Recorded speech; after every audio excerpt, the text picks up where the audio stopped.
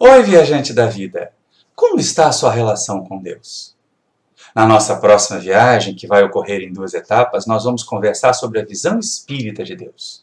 Então, enquanto roda a vinheta, você já aproveita para se inscrever no nosso canal, deixar o seu like ou o seu dislike se você não gostou do nosso tema e, sobretudo, comentar. Quando você comenta, nos ajuda a produzir material do seu interesse. Desde já, obrigado e boa viagem!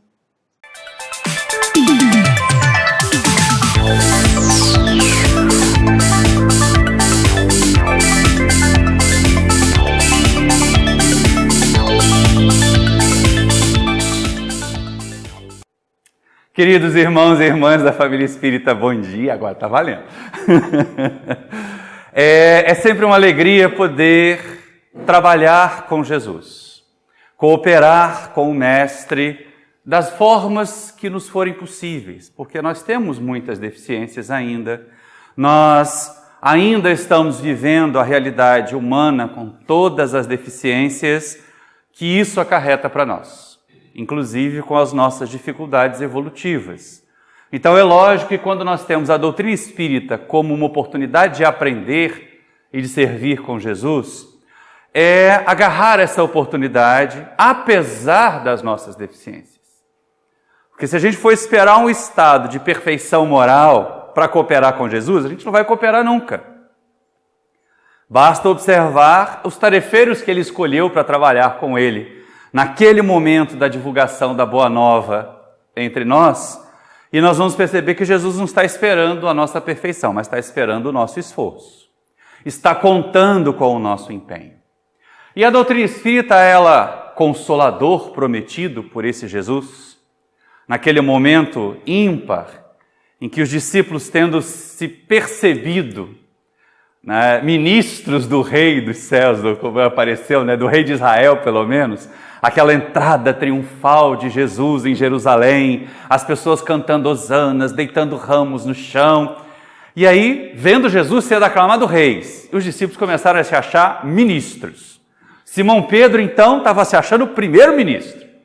Só que aí, naquela chamada Santa Ceia, Jesus diz que ele vai ser preso, que ele vai ser perseguido, que ele não vai ser compreendido. E aí os candidatos a ministros, ficam tristes, ficam murchos. E aí o mestre diz assim: se credes em mim, credes em Deus, crede também em mim. E eu rogarei ao Pai, e Ele vos enviará um outro Consolador. O Espírito de verdade, que a criatura não conhece, absolutamente não vê, mas que vós vereis e que estará convosco para sempre. Nesse momento a gente percebe que Jesus fala a respeito de uma doutrina e não de uma outra pessoa. E não da sua própria volta material, ainda que a doutrina espírita tenha a reencarnação como um dos seus princípios, nós espíritas não esperamos a volta de um Jesus em corpo físico. Porque nós sabemos que, na verdade, o Mestre jamais nos abandonou do ponto de vista espiritual. Então não há necessidade da sua presença material entre nós. Porque seus pensamentos, suas vibrações, suas orientações, seus mensageiros do bem continuam atuando junto conosco. Cabe-nos então colocar o Consolador doutrina, o Consolador ideia para dentro de nós, porque também é a única maneira dele ficar conosco para sempre. Não adianta eu imaginar que o meu Consolador está lá no centro, que o meu Consolador é o guia espiritual, que o meu Consolador é o dirigente, que o meu Consolador é o passista. Então, quando eu não estou bem, eu vou lá no centro, eu assisto uma palestra, eu tomo um passe, eu faço um atendimento fraterno e saio consolado. Daqui a alguns meses, se nada mudou dentro de mim, eu estou desconsolado de novo. Então, o chamamento de Jesus é para que o Consolador esteja conosco para sempre. A única maneira é assimilar essa doutrina. E a base dessa doutrina, como toda doutrina espiritualista, é a nossa certeza, é a nossa confiança de que há uma força superior, de que há uma inteligência maior que a nossa inteligência, de que há uma vontade superior à nossa vontade, de que há uma capacidade superior à nossa capacidade de realização que estabelece harmonia e paz para o todo. E aí nós aprendemos a chamar essa força de Deus, nós. Mas não somos só nós. a ideia ou esse conceito de uma força superior, ele é muito anterior. E aí a gente começa a perguntar, ao longo do tempo, como é que é a situação? Como é que a humanidade tem visto Deus? Como a humanidade, se esse negócio aqui funcionar, né? Que eu já troquei a pilha, agora funcionou. Né? Acontece teste sempre para ver se o público está atento, ainda mais com 10 graus que está fazendo lá fora, como estava mostrando no termômetro.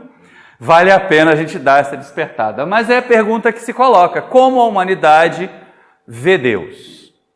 E a maioria de nós, e aí infelizmente até a maioria de nós espíritas, né, ainda vê Deus como um resolvedor de problemas. É o Deus da dor de barriga, porque a gente só pensa nele quando dói. Não é? Quando as pessoas estão bem, quando as pessoas estão calmas, quando tudo está fluindo harmoniosamente nas nossas vidas, quem é que lembra de Deus? Faz recordar aquilo que Allan Kardec coloca lá na terceira parte do Livro dos Espíritos, quando ele inicia o capítulo da Lei de Adoração, que é o segundo capítulo da terceira parte. E o codificador pergunta aos benfeitores espirituais, né, ao que nós nos propomos quando oramos. E eles dizem, olha, 3 coisas nós podemos nos propor a orar. Louvar, pedir e agradecer. E aí é um negócio complicado, porque assim, louvar a gente não sabe exatamente como é que é. Pedir a gente acha que sabe, só pede o que não deve. E agradecer normalmente a gente esquece, porque se recebe o que pediu, fica tão feliz que esquece de agradecer. E se não recebe, fica tão bravo com Deus que acha que ele abandonou a gente. E também não agradece. Então a nossa relação com Deus, ela ainda é mercantilista. Ela ainda é uma relação de que Deus existe para me atender. Deus existe para cuidar de mim. É primitiva.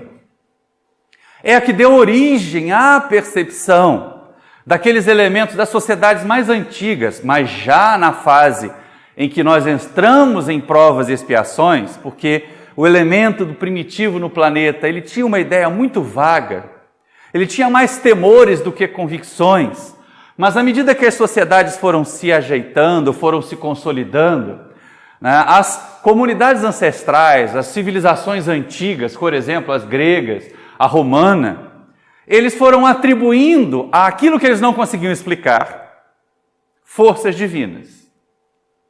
Então eles não entendiam como é que uma planta jogada a semente ao solo, ela crescia.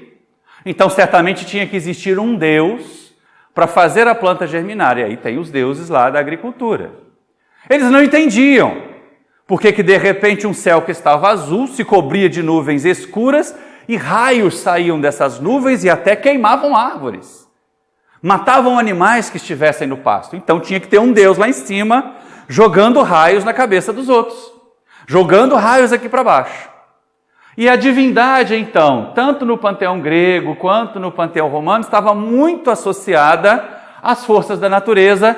E olha só que coisa interessante, né? Apesar de estar associada às forças da natureza, muitos deuses das culturas antigas são associados, são vinculados, sim, aos elementos da natureza, às forças da natureza. Eles não deixaram de considerar que o sentir, que o psiquismo também é força da natureza. Então tem deuses votados à inteligência, tem deuses votados às artes, tem deuses votados ao amor. Não tem? Porque são percepções, são materializações na tentativa de explicar, ainda com o nosso desconhecimento, que existe uma força além daquela que a gente compreende, além daquela que a gente é capaz de manipular. E aí eu acho interessante porque, assim, é lógico, a gente não pode nem falar muito, porque, na verdade, da cultura grega para a cultura romana, o que houve foi uma mera transliteração, né? Uma mera tradução dos deuses gregos para os deuses romanos. Eles não iam assumir os mesmos nomes, mas até as funções são parecidas. E aí, a gente imaginar, então é mesmo mais ou menos o mesmo grupo de espíritos. Se a gente for lá no livro A Caminho da Luz de Emmanuel, nós vamos perceber que esses 2 agrupamentos, apesar de culturas com muitos anos de distância entre uma outra do seu florescer, a grega florescendo muito antes da latina, mas elas são culturas irmãs, são culturas próximas.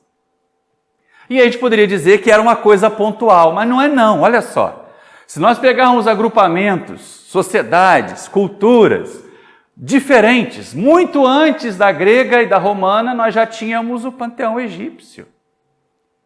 Com mais ou menos a mesma estrutura. Deuses são forças da natureza que controlam as nossas vidas, que afetam as nossas vidas. Olha como a gente desenvolve aquela ideia de que Deus toma conta de mim desde os tempos mais remotos, desde os tempos mais primitivos.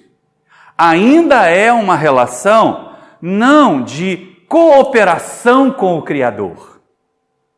E olha que de vez em quando a gente usa, até no Espiritismo, aquela frase que é atribuída a Jesus e depois a gente vai ver que não é de Jesus, ela é do Velho Testamento. Vós sois deuses, não tem gente que fala isso? Mas a gente não se acha Deus, a gente se acha cada vez menor. E ainda vai colocando intermediários na história, Enquanto estava ligado às culturas do cristianismo nascente, nós fomos criando aí os santos que nos intermediavam para Deus. E agora, na doutrina espírita, a gente botou os guias aí no meio da história para que, de novo, eles sejam os nossos tutores, os nossos intermediários com Deus. Para que Deus cuide de nós, para que Deus resolva os nossos problemas.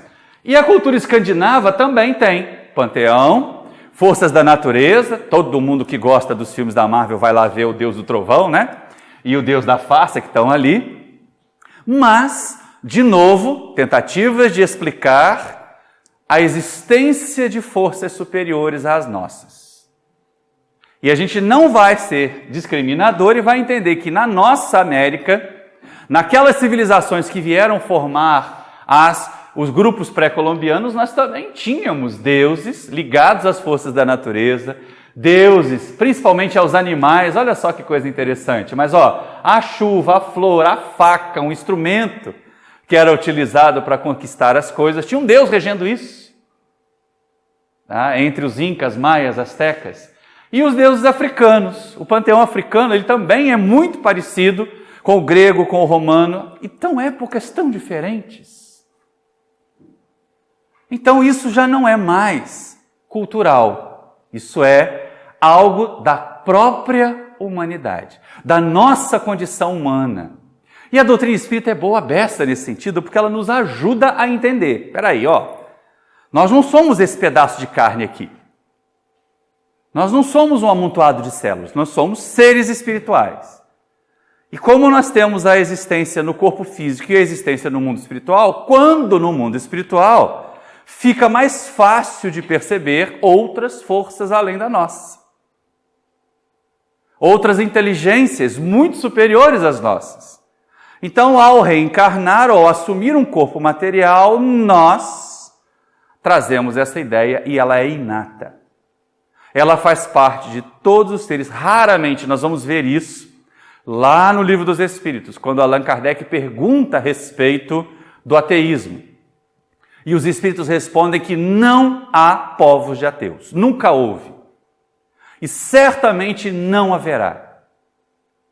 O ateísmo, ele é uma excrescência na humanidade.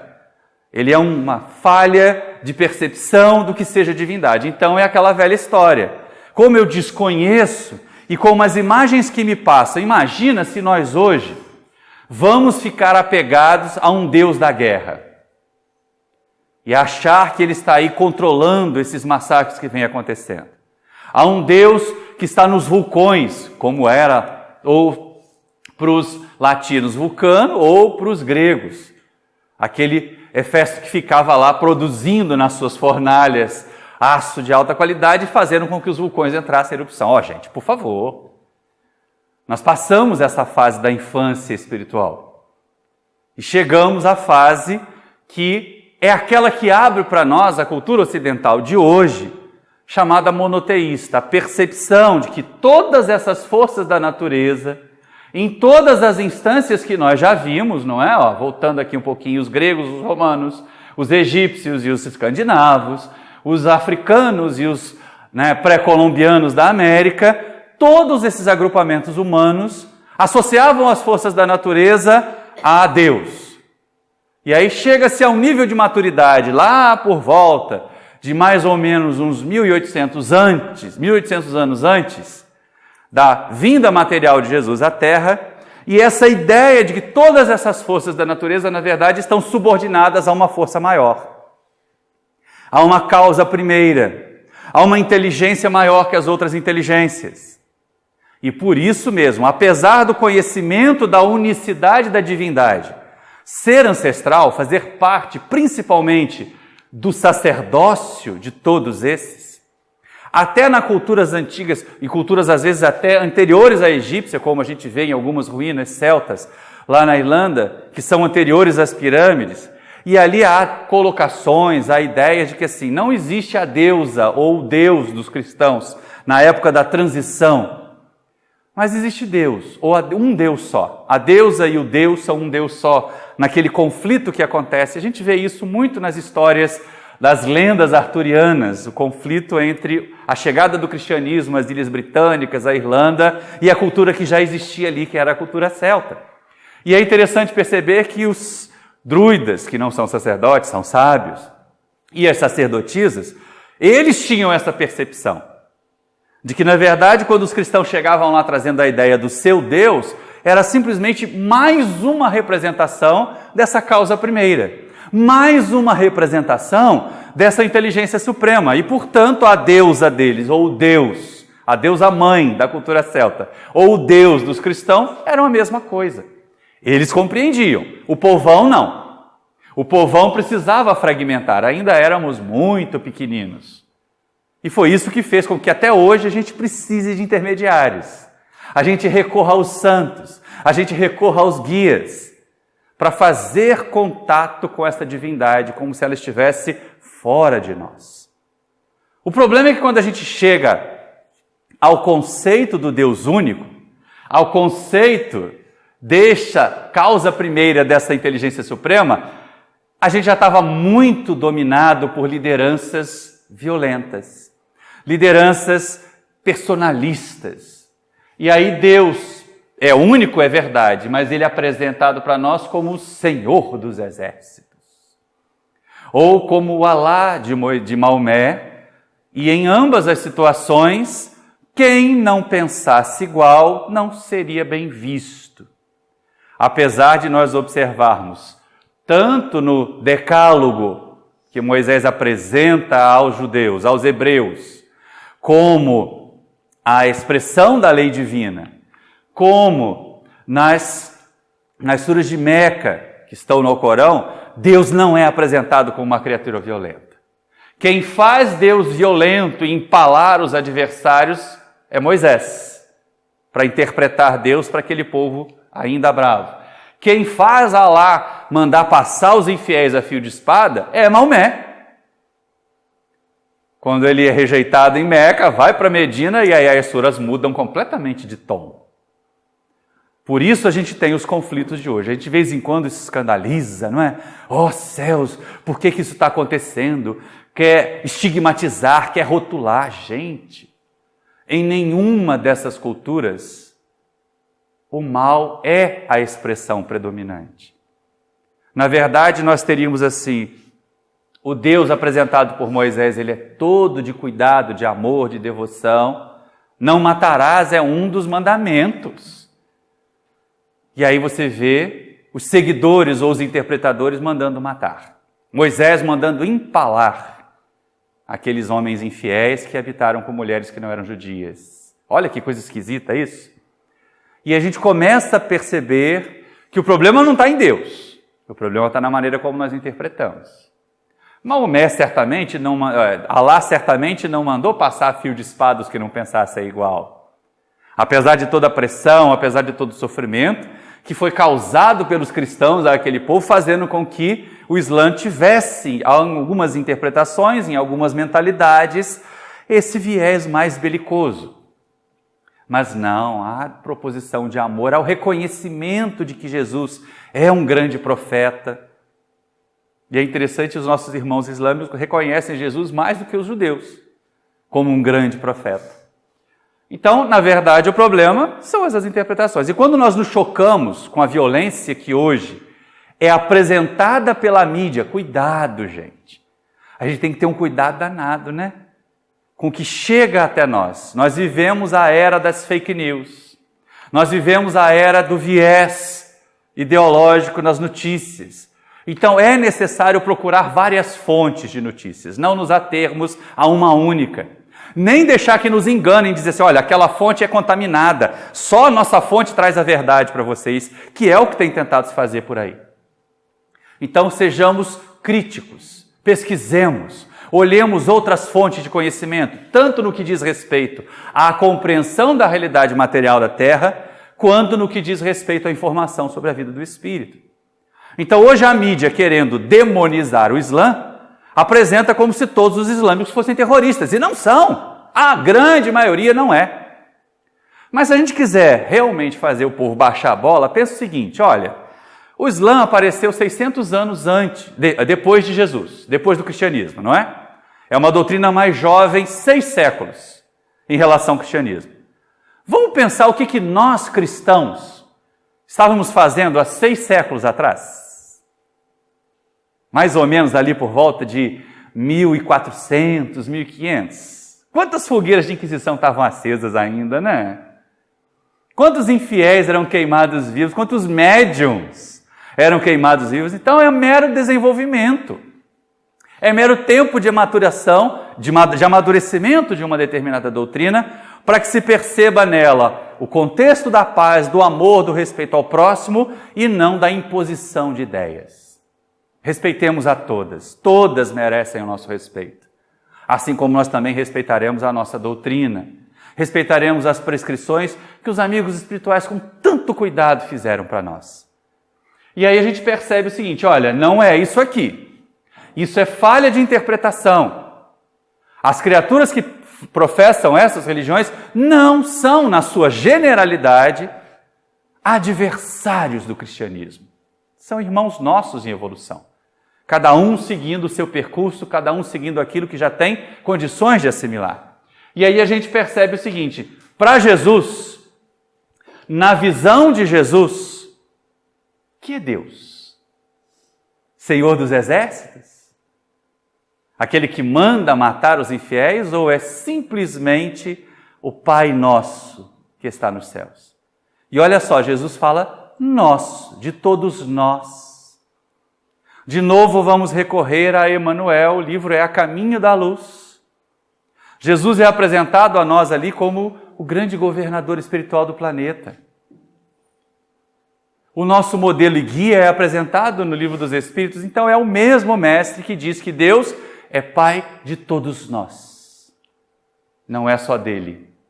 Não é só daqueles que pensam como ele. Daí a necessidade de nós respeitarmos e de sermos mais do que tolerantes. Porque tolerância é um negócio que está sendo mal utilizado hoje, né? Eu tolero, mas não gosto. Torço o nariz, eu não tenho que convidar para minha casa, eu só tolero. Não é isso que a gente tem visto na nossa sociedade, não. O Espiritismo é proposto ser acolhedor. Que a casa espírita seja aconchegante. O que não quer dizer que para sermos acolhedores, ao recebermos aqui um irmão católico, nós tenhamos que colocar um nicho e o santo da sua preferência no centro. Se ele veio à nossa casa espírita é porque ele quer ver uma doutrina diversa daquela que ele tem visto. Da mesma maneira, se nós recebermos um irmão hindu, nós não vamos colocar um Ganesha colocadinho ali num nicho para que ele possa acender o seu incenso. Ele veio também para ver uma doutrina diversa, para aprender uma doutrina diversa. Ser tolerante é acolher as pessoas como elas são. Ser acolhedor, melhor dizendo, é receber as pessoas como elas são e apresentar o que nós tivermos de melhor. Ah, mas se a gente não fizer a prece com a luz apagada, as pessoas que estão acostumadas com isso vão embora. O que é mais importante seguir? O prescrito da doutrina ou o colocado para manter o público? Aí a gente começa a pensar nesses influenciadores que querem, inscritos a qualquer custo, que querem likes a qualquer custo lá no YouTube. Gente, vamos trabalhar a qualidade do nosso trabalho, que se ele tiver que prosperar, ele vai prosperar. Até porque nós vivemos numa sociedade muito fugaz de interesses. Basta observar nesses meios o quanto que o interesse muda. Então é lógico que Jesus vem nos apresentar esse ser. Não é exatamente um ser, porque a doutrina depois vai impessoalizar Deus, mas o Pai Nosso, o Criador de todos nós, a fonte de todo bem. E Deus é a fonte de todo bem. Então, todas as vezes que surge o mal, certamente o mal não provém de Deus. Ele surge da ausência do bem. Assim como a escuridão também não existe, não é? Ela é a ausência da luz. E aí todo mundo pode tirar o casaco, porque o frio não existe. Ninguém está sentindo frio aqui, está sentindo falta de calor. Tá bom? Só de brincadeirinha. Mas é aí que aparece a questão interessante. Deus é o Pai Nosso, Deus é amor. Ao começar por aí, ao pensar assim, se Deus é amor, é a fonte de tudo de bom que existe, é lógico que a gente tem condições, então, de estabelecer uma sinergia e colocar o que há de melhor em nós a serviço desse melhor ainda.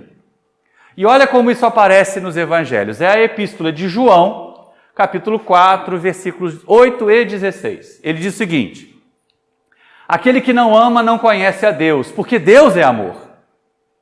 Isso é João já trazendo as informações, muito tempo depois, velhinho, falando a respeito de como ele passou a compreender Deus a partir de Jesus. Então, na percepção de João, aquele discípulo que era adolescente na época que Jesus esteve materialmente entre nós, que pôde se aconchegar ao Mestre sem preconceito, sem ideias equivocadas, aprendeu que essa divindade trazida por Jesus era a expressão máxima do amor. E ele continua: e nós conhecemos e cremos no amor que Deus nos tem. Deus é amor, e quem está em amor está em Deus e Deus está nele. Opa! Então é aquela velha questão, quando perguntaram, ou quando Jesus resolve dar a nossa marca, expressar o nosso selo, de como nós seríamos reconhecidos como seus seguidores, não seria pelas nossas vestes, não seria pelas nossas distinções ou dignidades eclesiásticas, nada disso. Jesus diz apenas: os meus discípulos serão reconhecidos por muitos se amarem. Ou seja, o amor é a tônica de Deus, é a razão, é a origem daquilo que nós conseguimos realizar a partir da percepção da divindade. E aí vem uma colocação interessante. Como é que a nossa doutrina vê a divindade? Como é que a nossa doutrina vê Deus? E olha que coisa interessante. Sabe onde é que a gente encontra uma resposta muito lúdica? Na dupla de irmãos Tim e Vanessa. E num CD que é utilizado basicamente na evangelização. Eu não posso sair muito. Basicamente na evangelização da infância. Porque é fazer com que as crianças percebam Deus de um jeito diferente. Olha só que bonitinho que eles trazem para nós. Há considerações sobre Deus, de Tim e Vanessa. É simplesinho, é bonitinho, mas traz exatamente as proposições da doutrina espírita sobre a divindade. Olha só que bonitinho. Questão número 1 do Livro dos Espíritos, ela impessoaliza a divindade. Deus deixa de ser alguém, porque alguém seria um ser limitado. Deixa de ser uma coisa, porque o que referenciaria isso? E Kardec pergunta só: que é Deus? E os Espíritos respondem: Deus é a inteligência suprema, causa primeira de todas as coisas. Em algumas traduções aparece primária, mas hoje as pessoas questionam, porque primária pode não ser primeiro. Não é verdade? As cores primárias, a gente tem o quê? O amarelo, o ciano, ou o magenta, né? E o ciano, que é o azul. Qual delas é a primeira? Todas as três são primárias. Então, primeira é a que vem antes de todas.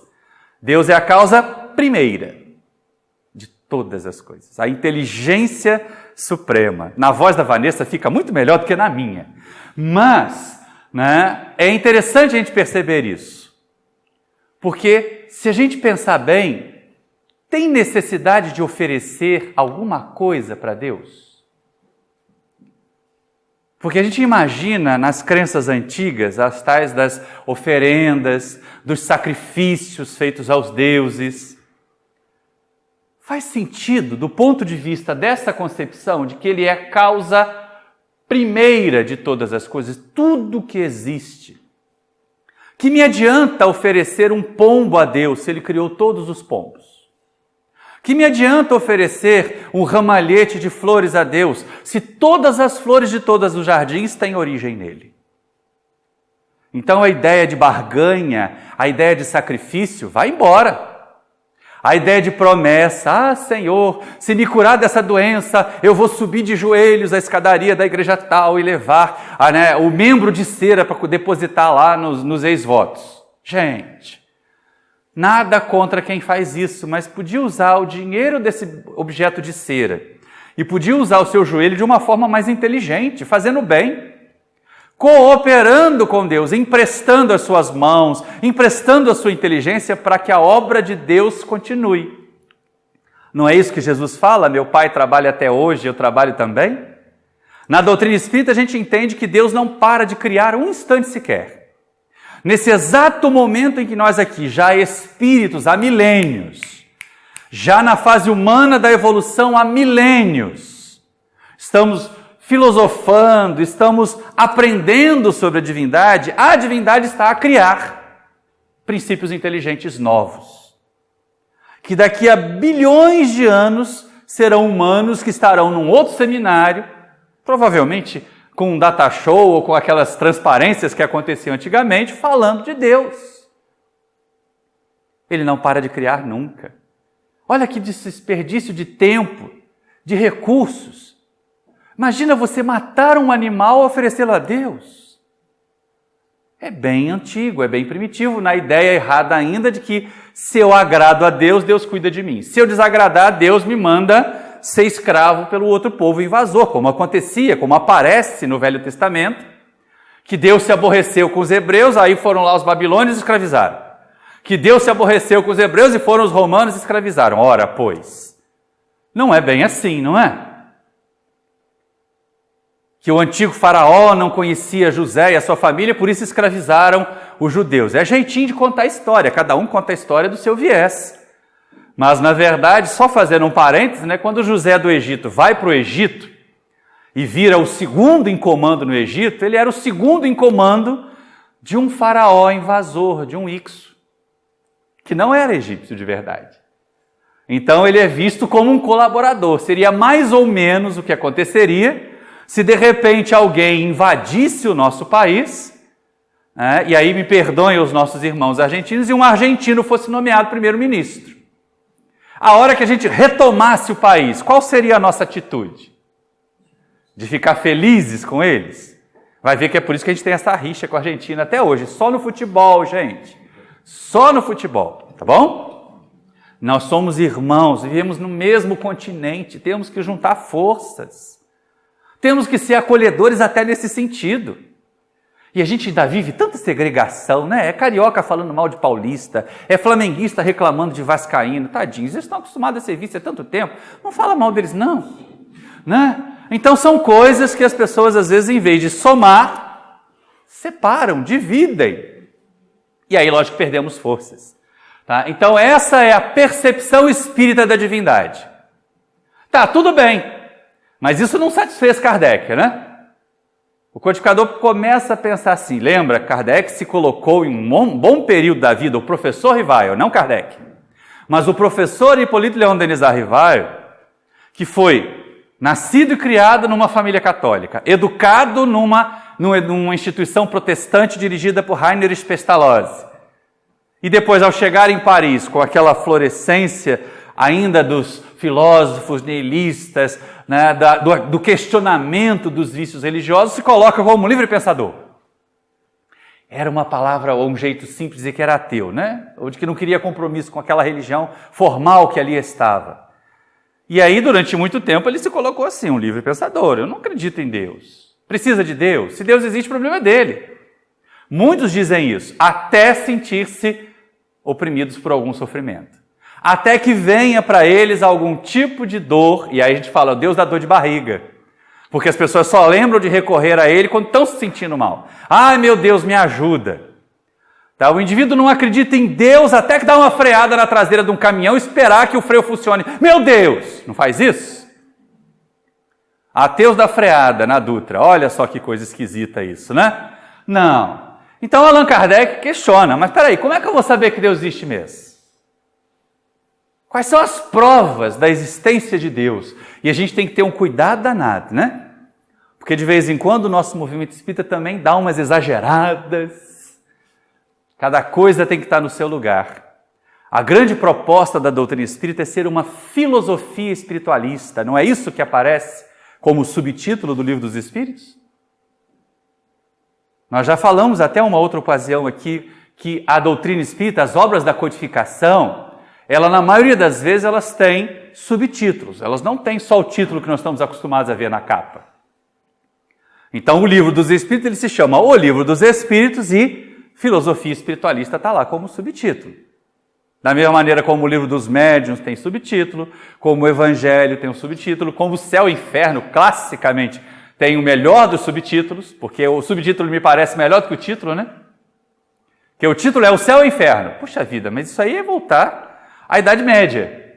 Mas o subtítulo é A Justiça Divina segundo o Espiritismo. Ah, isso é Espiritismo de verdade. Isso é modernidade. Vamos entender que Deus é esse. E aí Kardec pergunta e se questiona, e questiona os amigos espirituais. Como é que eu vou saber que Deus existe mesmo? E aí a pergunta colocada é essa. A adoração resulta de um sentimento inato ou é fruto de ensino? Quer dizer, por quê? Primeira pergunta que chama a atenção de Kardec é, peraí, se Deus não existisse, por que as sociedades todas teriam deuses? E teriam Deus, algumas.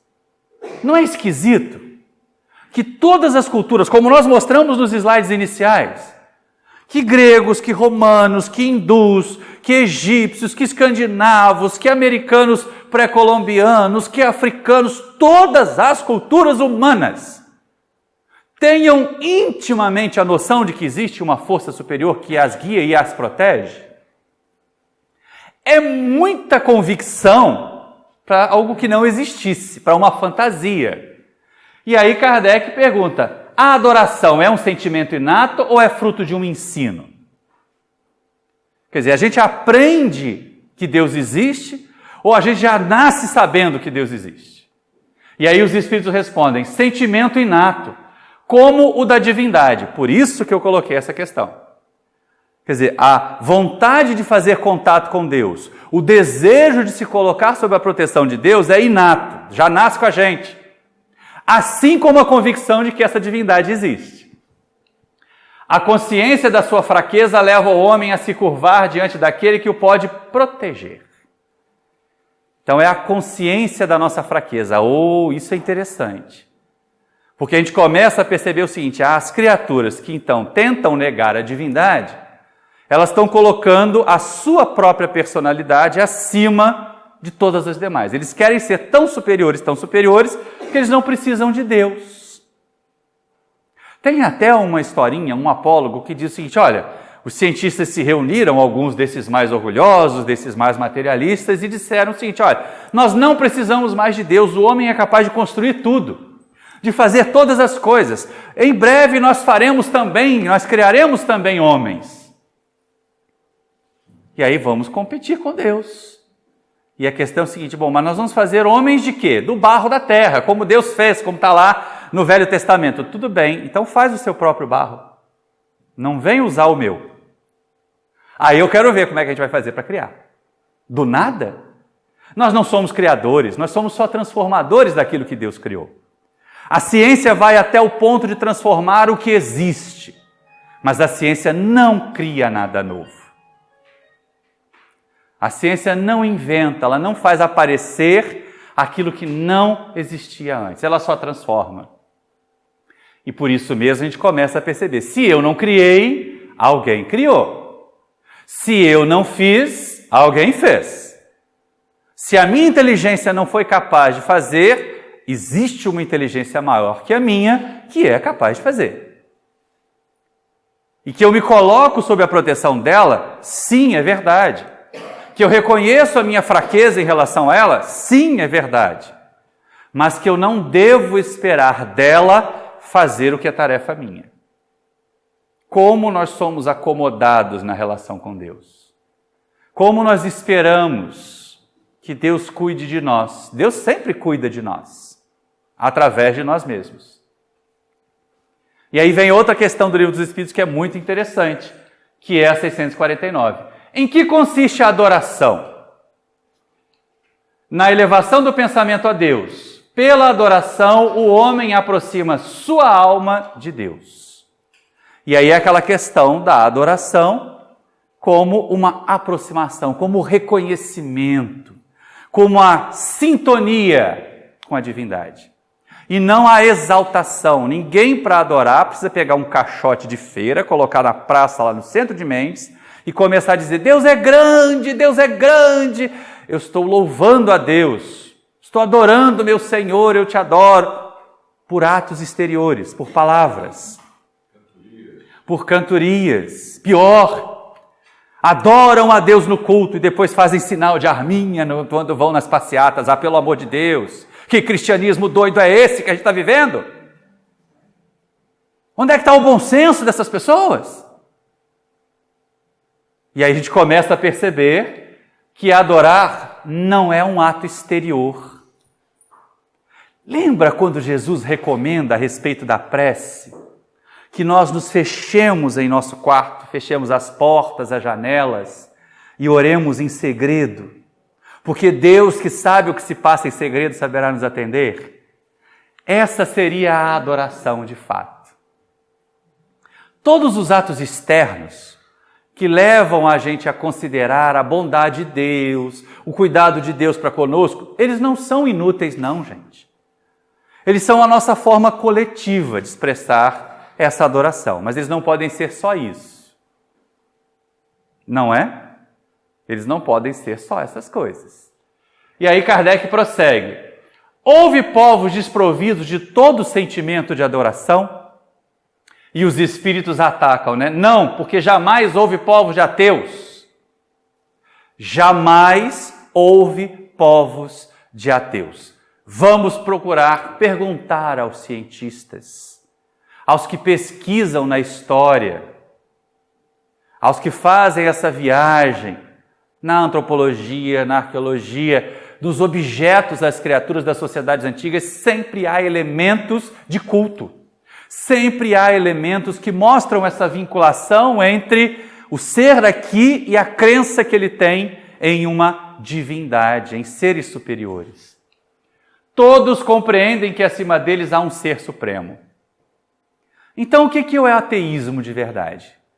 Hoje nós até poderíamos considerar, até tomando a posição do professor Rivaio, frequentemente o ateísmo na sociedade presente, ele é uma profunda decepção com as religiões. Kardec coloca isso no Livro dos Espíritos. Quando os céticos, eles, o que mais desejam é crer. Só que eles não conseguem racionalmente mais crer no que está aí. Então nós espíritas temos que ter cuidado para não criar outras fantasias para substituir as fantasias, outros mitos, se bem que essa palavra mito está tão corrompida hoje, né? Para substituir os mitos que vieram das nossas outras formas religiosas de pensar. A doutrina espírita é a doutrina da fé raciocinada. Este ano de 2019, o livro O que é o Espiritismo completa 160 anos da sua publicação. E ele é um baita curso de fé raciocinada. Rápido, ligeiro. É um curso que a gente poderia fazer com Kardec rapidinho. A gente podia se fazer a proposta, né, Paulo? De pelo menos até dezembro, individualmente, cada um de nós estudar pelo menos uma vez o livro que é o Espiritismo. Principalmente os 3 diálogos que ele mantém lá com os personagens, porque são personagens. Não necessariamente tem que ser indivíduos, são personagens, porque eles representam no padre aquelas criaturas que têm concepções religiosas e duvidam do Espiritismo e questionam o Espiritismo com base nas suas concepções religiosas. O cético é o personagem que representa aqueles que não aguentam mais as explicações que são dadas pelo misticismo, pelos mitos, pela fé cega. Então eles questionam porque eles não encontram explicação melhor. E a doutrina espírita oferece respostas para os céticos. E o crítico é aquela criatura que se acha. Eu tive a oportunidade de falar isso na sexta-feira, lá na palestra em Piraí. Mas o crítico é aquele que representa o grupo dos orgulhosos. Eu me baixo sozinho, não preciso de Deus.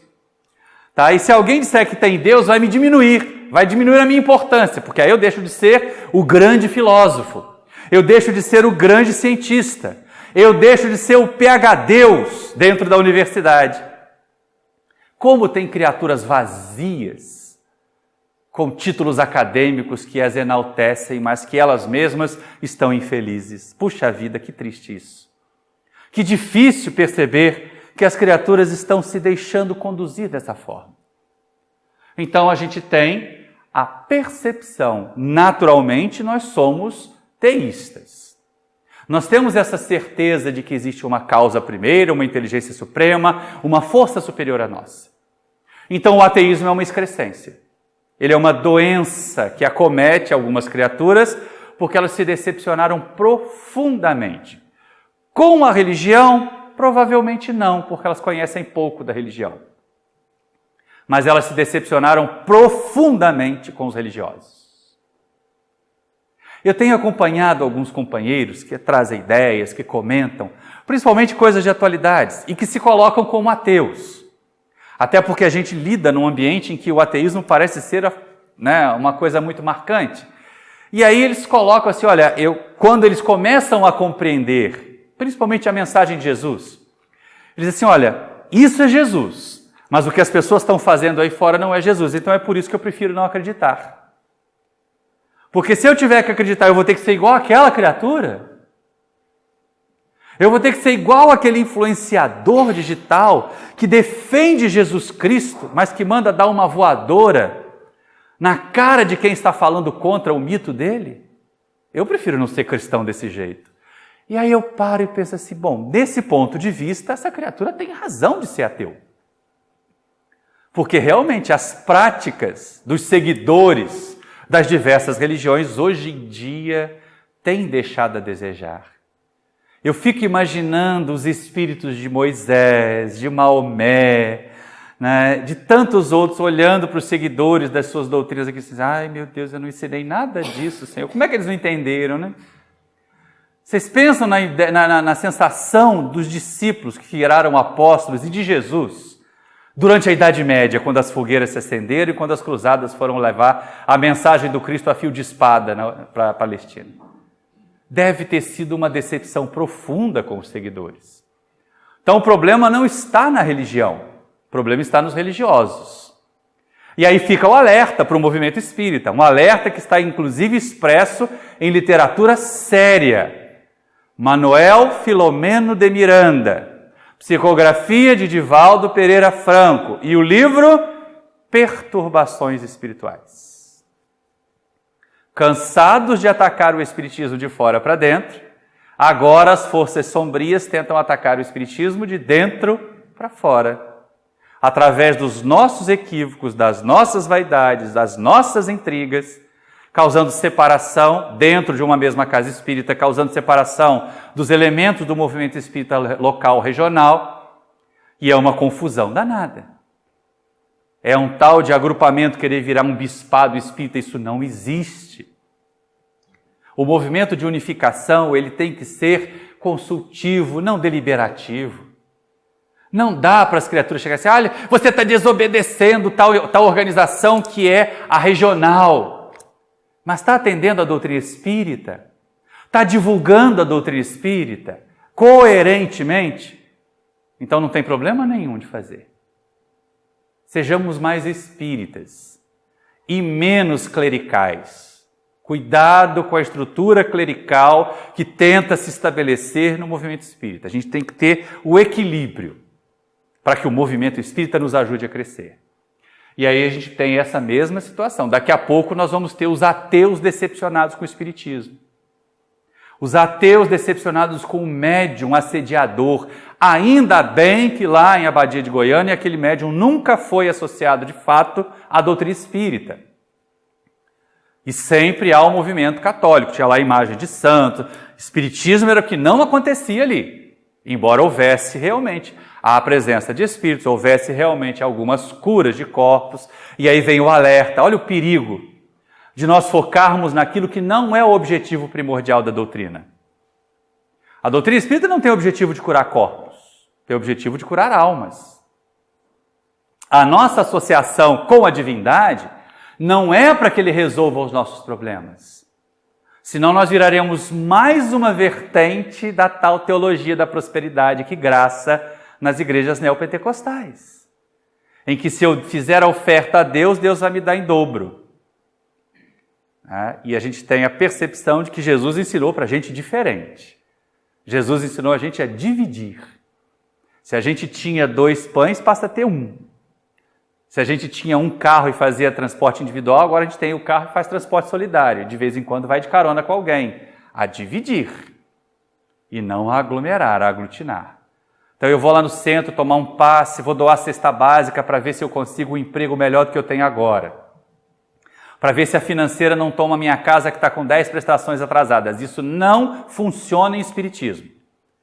Pode enganar as criaturas simples, simplórias, que procuram nessas igrejas ligadas à teologia da prosperidade, porque, como Jesus dizia, só lobos caem em armadilhas para lobos.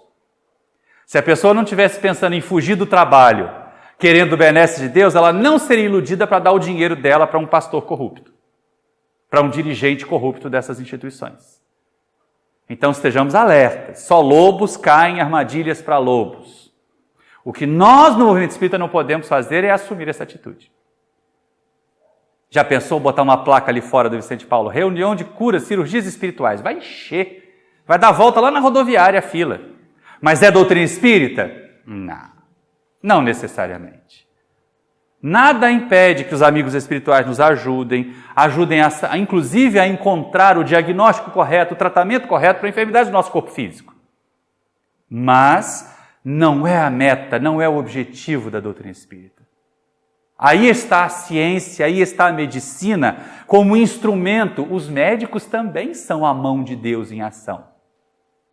Porque como Kardec lá no Que é Deus, ele impessoalizou a divindade, a maneira da divindade atuar sobre o mundo material é através de nós.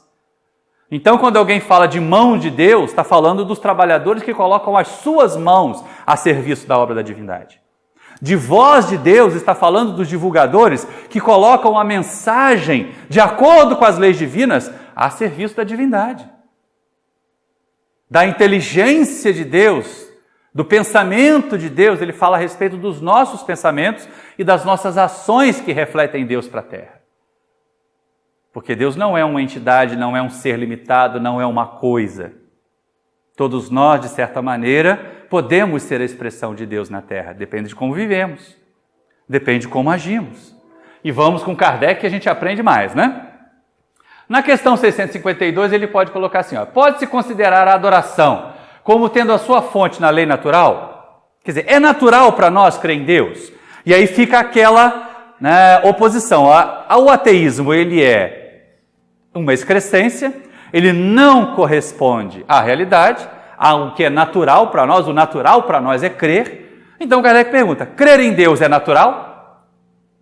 E aí os espíritos respondem, ela faz parte da lei natural, pois resulta de um sentimento inato no homem. É por isso que encontramos a adoração entre todos os povos, embora sob formas diferentes. Aí a gente volta ao comentário, que embora não seja um livro histórico da cultura celta, mas ele traz esse conceito, que é a conversa entre um druida e uma sacerdotisa, de que ela não se preocupasse em combater os cristãos que estavam chegando à ilha da Irlanda e da Grã-Bretanha para trazer a mensagem de Jesus. Porque, na verdade, a deusa mãe que eles adoravam agora estava expressa naquele Deus trazido ali. Era simplesmente uma nova versão do mesmo Deus. A deusa e o Deus são um Deus, dizem eles. E aí a gente percebe que formas diferentes de lidar com o conceito da divindade, elas existem. Mas Deus é a unicidade das forças, da causa primeira, da inteligência suprema sobre nós. E tem uma outra questão que é interessante a gente lidar sobre isso. Aqui Kardec está questionando, está falando a respeito de nós crermos em Deus. Mas espera aí, precisamos crer em Deus para Ele existir? Eu preciso acreditar em onda de rádio para elas existirem e fazer um aparelho que não está na minha casa receber uma transmissão? Olha que coisa esquisita, né? Alguém aqui já viu um átomo? Já viu um elétron? E quem nega que o nosso corpo é feito de átomos que são feitos de elétrons e nêutrons? Negar isso hoje seria um negócio esquisito, né? Ah, não, nós somos feitos do barro da terra, então cuidado com a chuva, né? Porque senão você vira lama. Não, nós somos um aglomerado de átomos, elétrons, prótons, nêutrons, né? E no final das contas isso tudo acaba sendo reduzido a uma energia mais primordial ainda, como veio Einstein falar lá de que matéria é só energia condensada ou energia é só matéria sutil. E a gente começa a perceber o seguinte, olha, nós estamos caminhando para o tal fluido cósmico universal de que Kardec fala. Daquela energia primordial que gerou tudo. Mas de onde é que veio essa energia primordial? De onde é que veio o fluido cósmico universal? É aquela história do criar o homem a partir dos barros da terra, mas quem é que cria o barro? E aí a gente começa a perceber o seguinte, eu não preciso acreditar em Deus para ele existir. Alguém aqui precisa acreditar na lei da gravidade para saber que se soltar um pedaço de metal vai cair? Não. Ah, eu não acredito na lei da gravidade, vou soltar essa cadeira em cima da cabeça do Paulo. Ele vai ficar com a testa rachada. Não acontece assim? Não é desse jeito? Então, com relação à divindade é a mesma coisa. Será que a gente precisa acreditar em Deus para Deus existir? Essa é uma pergunta que, né, eu acho ótimo esse emojizinho do pensador. Gosto tanto de colocar ele nas minhas mensagens, porque assim, vamos pensar sobre isso. Em vez da gente entregar respostas prontas, metodologia de Kardec, metodologia de Heinrich Pestalozzi, professor do professor Rivaio. Fazer pensar. Se eu entregar uma resposta pronta para alguém que me pergunta, normalmente essa pessoa vai ter outras dúvidas, mas se eu ajudar essa pessoa a aprender, ela saberá dirimir as suas dúvidas. Eu lido muito com jovens do movimento espírita. Alguns se tornam filhos muito queridos, mesmo não sendo biologicamente ligados a nós. E tem um que eu acho ótimo, mora numa outra cidade lá no interior de Minas, e de vez em quando ele vai dizer, Tchê, isso é assim no Espiritismo, é verdade? Acontece? Como é que o Espiritismo vê isso? E aí normalmente eu mando para ele a lista de questões do Livro dos Espíritos que responde a pergunta dele. Não dou a resposta pronta. Nós não deveríamos dar a resposta pronta, mas deveríamos sugerir estudar. Puxa, mas você está no centro há 10 anos e ainda não aprendeu isso? É importante que as pessoas estudem, é importante que elas mesmas busquem nas fontes do conhecimento a sua compreensão do conhecimento. E aí eu gosto muito dessa carinha do pensador ali, porque assim, em termos de espiritismo, a gente tem que pensar mais e falar menos. Para falar só quando tiver certeza e não dar uma de Ofélia, personagem de humor do passado que só abria a boca para falar besteira, não é? E aí é exatamente nesse sentido que a gente começa a pensar, bom, vamos pensar. Aquele do bonequinho. Raciocinar. Pensar e pensar em Deus.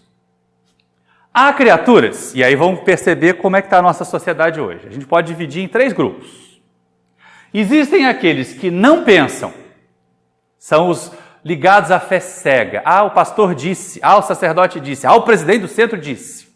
Pronto, é verdade, virou lei. O meu guia disse, pronto, virou lei. E aí, ou eles vão duvidar, ou vão negar e, às vezes, vão acreditar cegamente. Esses são os negadores absolutos, os que pensam, né? Há os que não pensam, eu até pulei a ordem ali. Há os que pensam e duvidam e negam. Tá? Há os que não pensam e creem cegamente. Esses são os ligados à fé cega. Aqui seriam os protótipos de ateus. Os ateus, graças a Deus, né? Os ateus de trem. Daqueles que querem falar muito. Tem uma passagem muito interessante sobre esses aqui, ó. Os que pensam. Aliás, eu deveria mudar ali. Eles pensam que pensam. Eles pensam que cogitaram. Ah, mas eu sou doutor em filosofia, por isso eu não acredito em Deus. Mas você só conhece a sua área da filosofia? Você estudou em profundidade um autor em filosofia? Não, mas eu sou químico. Sou doutor em química orgânica, mas você só estudou aquela molécula orgânica. O que dá crédito a você para dizer que Deus existe ou não existe? Você só tem esse conhecimento e os outros conhecimentos todos. Não, mas eu sou doutor em genética. Eu posso mostrar como os corpos se consolidam. É verdade, mas o que faz aqueles átomos se unirem? Você só é doutor em genética.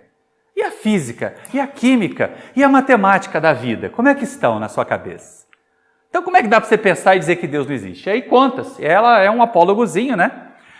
Se bem que existe uma grande presunção de verdade que havia, num trem que ia para Paris, um jovem e um ancião na mesma cabine. E o jovem curioso, ele estava indo para Paris para iniciar seu curso universitário, estudar na Sorbonne. E é interessante porque, curioso com o que o ancião lia, já de barbas brancas, o que o senhor está lendo? A Bíblia, a palavra de Deus. Ah, o senhor ainda acredita nisso? A ciência hoje prova que Deus não existe. E o jovem foi, descarregando a sua descrença, a sua dúvida, a sua negação em relação à divindade. E o ancião ouvindo, mas olha só, meu filho, Deus está presente em tudo, e foi argumentando. Não acredito nisso de jeito nenhum. Você realmente não acredita? Pergunta o ancião.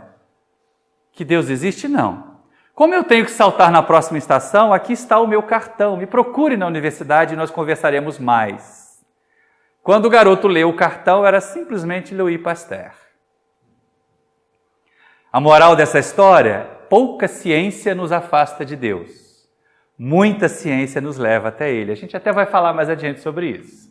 Então, os que pensam, eles acabam duvidando e negando. Os que não pensam, eles acabam crendo cegamente. É por isso que a gente vê as atrocidades que acontecem aí. E existe a terceira categoria, que deveria ser a categoria dos espíritas, que deveria ser a categoria dos cientistas sérios. Os que pensam e creem com lucidez, que analisam. Gente, Kardec não publicou nada que não tivesse sido longamente meditado. Vai lá na introdução do Livro dos Médiuns para ver. Quando ele apresenta o Livro dos Médiuns para nós, ele diz assim: este livro se destina a disponibilizar aos outros o resultado dos nossos longos e laboriosos estudos. Então ele estudou longamente, laboriosamente, cada um dos conceitos que foram passados para nós na codificação. E a gente começa a perceber que essa categoria deveria ser aquela que vai acabar crendo, mas crê porque entende, e não porque disseram que ela tinha que crer daquela forma. E aí é lógico que a gente começa a perceber o seguinte: quem nega a divindade, as criaturas que se colocam como ateus, elas na verdade estão mostrando a sua arrogância. Uma das outras metas do Espiritismo é ajudar a acabar com a chaga do materialismo. O materialismo leva ao suicídio. O materialismo fomenta a violência. O materialismo aprofunda as desigualdades. Nós não falamos tanto hoje que nós vivemos numa sociedade desigual. O serviço assistencial, o serviço de promoção social espírita não visam diminuir essa desigualdade, atender às necessidades mais emergentes daqueles que estão numa condição de fragilidade social. Então a gente começa a perceber o seguinte: isso é fruto do materialismo. Quem for ao livro, por exemplo, Memórias de um Suicida, vai ver o caso daquele professor, um ilustrado, intelectual, mas materialista. Assim que contraiu tuberculose, e tuberculose no século XIX era uma sentença de morte, ele não quis esperar o declínio do corpo físico, as hemoptises, as dificuldades respiratórias e acabou se matando. E aí o Espírito Camilo descreve para nós o sofrimento deste que sabia, mas não vivia. É interessante a gente perceber isso. O materialismo não deve ser combatido. Nós não devemos combater os materialistas. Nós não devemos atacar os indivíduos. Mas nós temos o dever de contrapor a ideias equivocadas, a ideias que alimentam o mal, que alimentam a separação, outras ideias que alimentem o bem, que façam a agregação.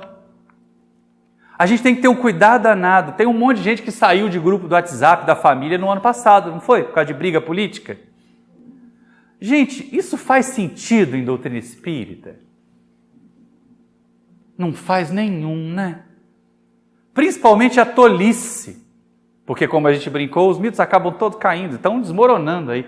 Então é bom a gente fugir dessa ideia materialista que separa, que segrega. O meu lado é bom, o lado do outro é ruim. Puxa vida, gente. Quando os discípulos foram procurar Jesus e disseram assim, mestre, havia um grupo de pessoas que falavam o teu nome, mas nós proibimos, porque eles não andam contigo. E aí Jesus disse assim, não os impeçais. Quem não é contra nós, é por nós. E olha só. Quem não é contra nós, é por nós. Então, se as pessoas têm o objetivo parecido conosco de fazer o bem, mas elas creem de uma forma diferente, deixa seguir. Há espaço para todos nós fazermos o bem. A seara é vasta, os ceareiros são poucos. Então nós temos necessidade de excelentes espíritas, mas também temos necessidade de excelentes pastores, de excelentes sacerdotes, de excelentes budistas, de excelentes umbandistas, de excelentes ateus. Mas nós temos necessidade de excelentes ateus? É verdade. Porque são aqueles que vão servir de fiel da balança para os nossos desajustes religiosos. São daqueles poucos que vão poder olhar e dizer, você está dizendo que segue uma doutrina, mas você não está se comportando como se seguisse. São eles que apontam para nós, porque eles não têm o compromisso de crer. E é aquela velha história. Tanto o líder da Igreja Católica disse, a partir de 2013, como o nosso Divaldo Franco disse numa entrevista para o Jô Soares, antes do Papa Francisco dizer, e o Papa dos católicos, não é o nosso Papa Francisco, entendamos bem isso, que eles preferem um ateu sincero a um religioso hipócrita. Não é interessante isso? Duas expressões significativas, importantes de movimentos religiosos cristãos, né, dizendo que preferem um ateu sincero a um crente hipócrita. Isso é um alerta significativo para nós. E a gente começa a perceber que de vez em quando somos nós, né? Eu não vou ao centro hoje não porque está chovendo e eu lavei o carro. Olha o materialismo falando mais alto do que a nossa confiança em Deus. É claro que a gente tem que ter cuidado. Eu estava conversando com o Paulo aqui que existe uma tendência muito forte, pelo menos lá na nossa região, de reuniões doutrinárias que aconteciam à noite passarem para fim de semana de manhã. Por uma razão muito simples. Está difícil confiar na segurança pública no estado que a gente está. Então é melhor sair cedo, que pelo menos você enxerga o ladrão que vem te assaltar, né? Ele não surge de um canto escuro. Mas, de vez em quando, diz assim, eu não vou lá naquele lugar fazer palestra não, que é perigoso. Meu filho caçula adora debochar de mim. Pai, você vai fazer palestra em Bangu? Ele, tô órfão. Não, meu filho, não tá. A gente vai e volta. Ou então, quando tem que ir comigo, é pior ainda. Se despediu dos amigos, gente. Olha só. Danadinho, né? Na sexta-feira eu fui buscar da escola. Tchau, tchau, tchau para vocês. Não vão me ver mais, porque meu pai vai fazer palestra em Bangu e eu vou com ele. Aí na segunda-feira estava lá o Bernardo com a cara de tacho. Tá vendo? Nós fomos e voltamos. Confia, meu filho. Mas isso é um pouco de materialismo da nossa parte, não é? E aí a gente começa a perceber o seguinte, olha, nós precisamos, na verdade, não é crer em Deus para Deus existir, porque isso independe de nós. A existência de Deus não está mais em questão aqui. O que falta para nós é o sentido de Deus. Mas o que é isso? Isso aí foram os espíritos que falaram a Kardec. A gente está muito acostumado a perceber o mundo pelo tato, pela audição, pelo paladar. Quantos resolvem perceber o mundo pelo paladar, né? O pessoal que já entrou, já olhou a mesa do lanche lá, antes de vir para cá, já namorou. Eu vou comer isso, eu vou comer 3 daquilo, eu vou beber. Não teve. Espírita gosta de reunir para comer, espera que já está chegando a hora do nosso intervalo. Né? Então nós precisamos do sentido de Deus. Os 5 sentidos físicos não nos permitem perceber Deus.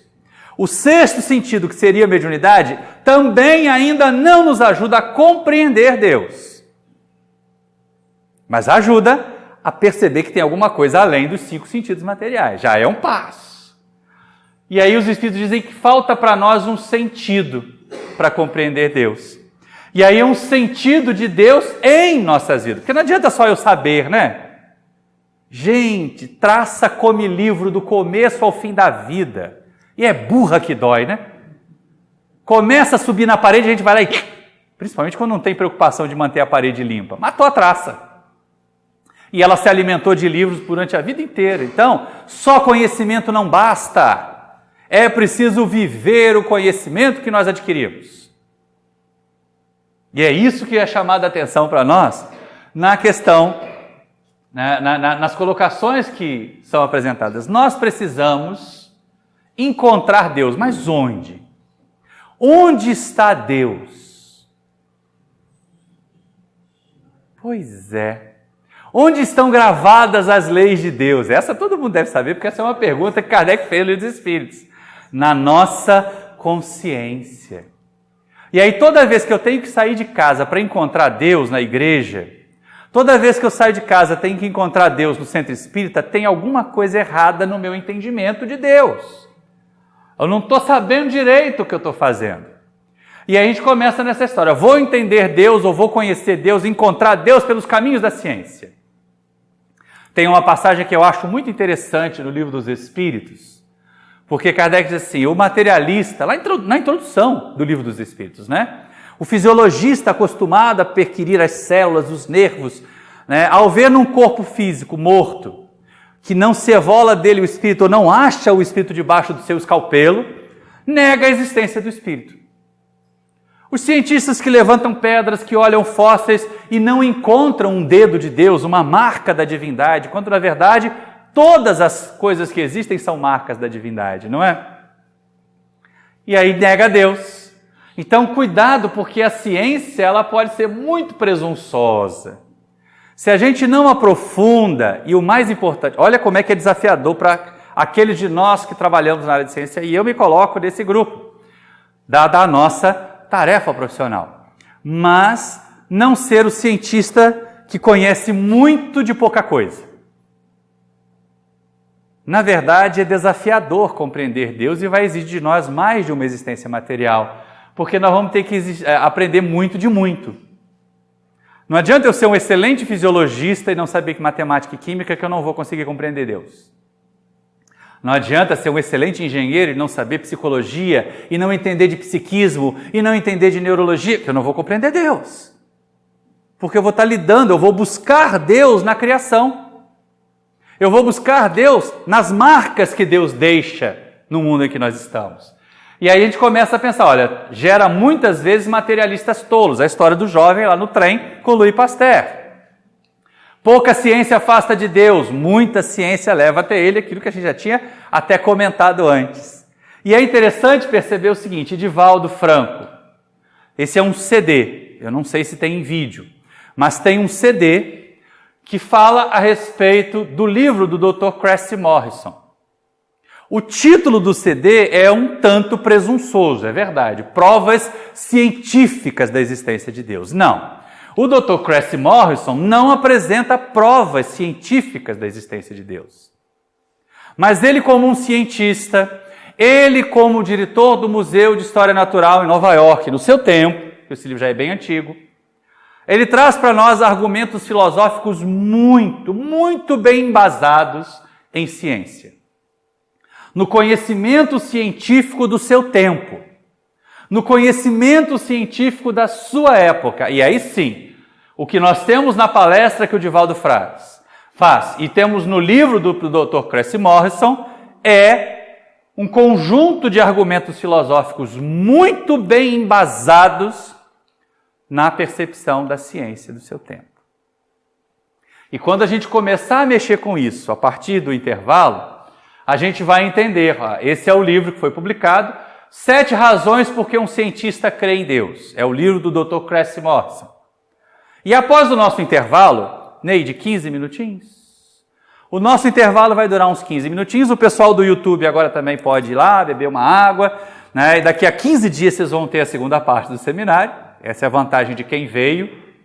vai assistir o seminário todo hoje, vai ter os vídeos todos hoje, que a gente vai colocar aqui no seminário, que vai no YouTube. A gente só vai poder colocar o link para aqueles vídeos do Tim Vanessa e o próximo vídeo que nós vamos ter. E depois do nosso intervalo, então, a gente volta a falar a respeito das razões que levam um cientista a crer em Deus. Tá ok? Fazemos uma pausa pequena, tá lá a hora do lanchinho, já que o Espírito adora comer. Quem quiser também, nós temos ali os nossos livros. Os direitos autorais são do Centro Espírita Paulo de Tarso, então ajuda a manter a nossa casa, ajuda a manter a nossa tarefa de divulgação doutrinária e trazem mensagens e vão até onde eu não consigo ir, tá bom?